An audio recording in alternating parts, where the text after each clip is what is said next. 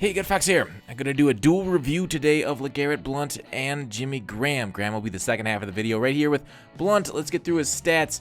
Speed actually is decent, strangely enough, for this card. Because of the way Madden has made their MUT cards this year, every running back is between 90 and 92 speed, it seems. But the thing we really want to look at is that trucking at 96. Carrying is also really nice, but I'm not so sure on that one. He's not a great catcher. But we're here basically to use his 250 pounds to run people over. That's his job, his one job. Don't ask him to go out there and catch some passes. Don't ask him to go outside. I mean, that's kind of like the big thing. I just took him outside right when I said don't ask him to do that. He can go outside with the 90 speed, 93 acceleration. I mean, those are pretty good stats. Those are like one less than Frank Gore. But he's got, his chem isn't the greatest with New England chem, but he's got the battle ready, so always make sure be ready to hit A there. You see that A came up, I didn't have much time to react to it, but this is a strat. Like, look at that, just push forward through like 3 different tackles. He pushed forward 4 yards into the end zone, and that is 250 yards. And I've talked about this in the Frank Gore review. I don't know if you saw that as I tried to line up that hit stick, but I missed. The weight of these halfbacks definitely plays, boom, an advantage into trucking this year. Like, there's a huge difference in the animation Blount gets with only +1 trucking with them fully chemmed out versus Gore. So even without it, boom, there he goes, running over dudes and then gets dragged down. 95 jump on this card too, so if you want to do that glitchy left trigger animation where you can jump out of line kind of glitchy like, I don't do it, but I know people like to do that like near the goal line, and it's something maybe I should add to my repertoire since it's in the game, right? But anyways, spin move 93. That's his, his alternative to juking. You can also spin. I wouldn't try to, alternative to trucking. You could try to spin. I wouldn't try to juke with this card because it's only 86. Not over that 90 threshold that they would like to see. But otherwise, there's not much to hate about this card except that you'll need a third down back. His traits. He has the clutch no, which is unfortunate. You want guys playing better in the fourth quarter or in clutch situations than they do normally, but what you see is what you get with Blount. He's, much like a hammer that way. When you have him, you are the hammer and the opponent is the nail. Fights for extra yards. Yes, you see him constantly dragging guys forward. You saw that touchdown run right off the bat. There's the stiff arm in action. If you guys like the stiff arm, this Mr. Blount is a great stiff armor at 96 stiff arm too. So that's one thing that really adds into his battle ready chemistry. Why it's like a double dip of the stiff arm because it's 96, and then when you're spamming A on the stiff arm, you also get the battle ready animation if that pops up. Pass block 68. It's not Le'Veon Bell territory, but it's still pretty solid. It's good enough to stuff a pass rusher in his tracks.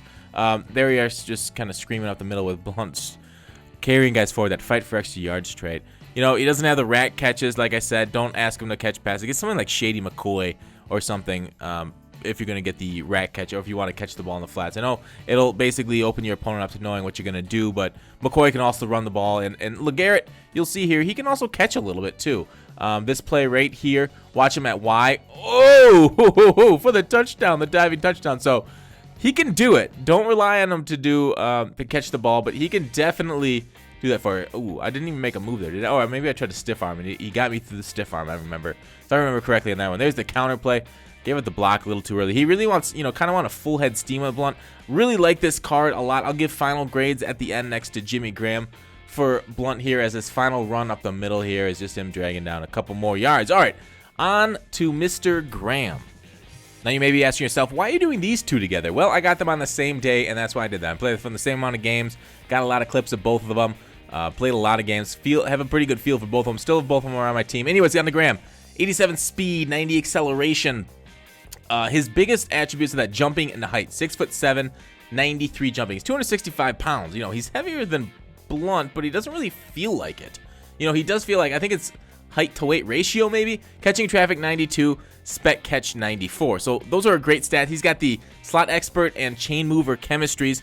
Great. I love cards that have 2 chemistries like this, that you can really boost up their stats significantly if you design your team around it. Get like a Chem Antonio Brown.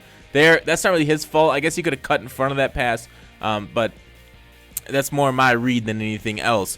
And like I said, I've seen a lot of people. I think Toke Nasty does a lot of this that spec jumping with Jimmy Graham. He's done a lot of that stuff with that other Jimmy Graham card. There is catching in traffic. Oh, it just gets knocked out.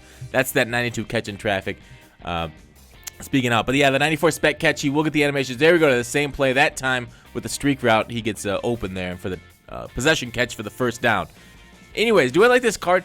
I'd expected this to be like a high point god. And when I found out that like he took a lot of hits and dropped the ball a lot more than I really wanted him to. He was getting picked, just didn't get the animation with the spec catch animation, the right spec catch animation, unfortunately there. We love out routes or corner routes to our tight ends, you know, out routes for the bench play, corner routes, posts, straight high balls. So he's good at catching the high balls, but not great at taking a hit and hanging on to him.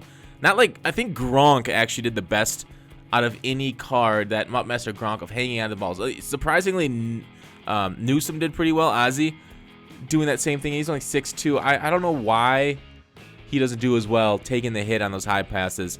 It's not that, you know, frequent that he hangs on to him either. So that, I kind of give him a bad grade for that, because when that's a part of your offense, that's huge. But look at that spec catch though. That was phenomenal. That's not something you see every day. Here's a high point pass, and why did he drop that? Because he got racked? Like, that's something that this card needs to hang on to. And that's a big knock for me. He can't run block. He's basically a catching tight end only. 87 speed is good. You know, it's what, 5 points lower than like some of the top end receivers. And he falls forward. His traits: makes rack catches, yes. Makes aggressive catches, yes. Makes possession catch, no. Maybe he's not making possession catches on those high passes. He's making the aggressive catches and not fighting for extra yard. He clutches, yes, though. But he did lose me a game by dropping a ball in the end zone. But overall, this Graham, I don't love him as much as I wanted him to. He's going 366. Both these cards are pretty expensive. I give the Graham an 8.5 and the Blount a 9.1. I do like Blount. He's a little expensive. Graham's too expensive for his production. That's it. Thanks for watching. Let me know what you guys think in the comments, and I will see you tomorrow.